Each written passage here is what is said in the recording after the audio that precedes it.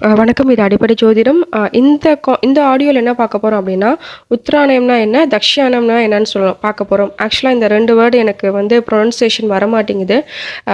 இதுக்கு மட்டும் கொஞ்சம் அட்ஜஸ்ட் பண்ணிக்கோங்க. உத்ராயணம் அப்படின்றது வந்து நம்மளோட தமிழ் மாதங்கள்ல தையிலிருந்து ஆனி வரை வரக்கூடிய அந்த 6 மாசங்கள வந்து உத்ராயணம் அப்படின்னு சொல்லுவாங்க. தை 1லேருந்து ஆனி 30 வரைக்கும்.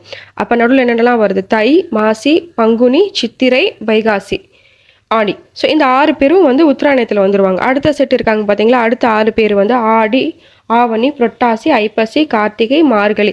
இந்த 6 செட்டு வந்து தக்ஷாயணத்துல வருவாங்க. ஸோ உத்தராயணம் அப்படின்றது வந்து வடதிசையை குறிக்கும். அதாவது சூரியன் அந்த காலகட்டத்துல வடக்கு திசையை நோக்கி ஆ பிரயாணம் செய்யும். அதை தான் வந்து உத்தராயணம் அப்படின்னு சொல்லுவாங்க. தக்ஷாயணம்னா தெற்கு நோக்கி அப்படின்றது.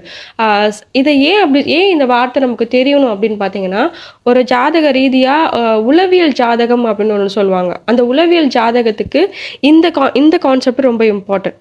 ஸோ நம்ம மனசு வந்து எப்போ பிரைட்டாக இருக்குது, எப்போ வந்து சூரியன் எங்கெங்கெல்லாம் வெளிச்சம் படுதோ அங்கங்கெல்லாம் வந்து நம்ம ஆக்டிவாக இருப்போம். அது வேற மாற்று கருத்தே கிடையாது. அப்படி பார்க்குறப்ப கீழே வரக்கூடிய இந்த 6 மாதம் இருக்குதுங்களா?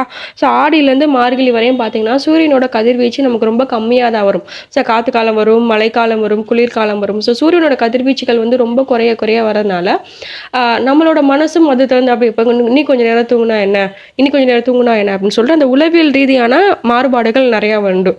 2வது அது மட்டும் இல்லாமல் பரிகாரங்கள் பரிகாரங்கள் பண்ணும்போது இந்த 2 கான்செப்ட் ரொம்ப இம்பார்ட்டன்ட்.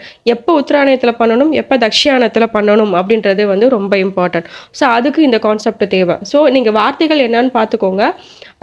அது எந்த மாசத்துல வருதுன்னு பார்த்துக்கோங்க.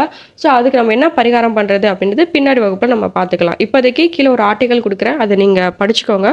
மறுபடியும் சொல்கிறேன், ப்ரொனன்சியேஷன் எனக்கு வரல. இந்த ஒரு ஆடியோக்கு மட்டும் எனக்கு எக்ஸ்கியூஸ் கொடுங்க. நன்றி, வணக்கம்.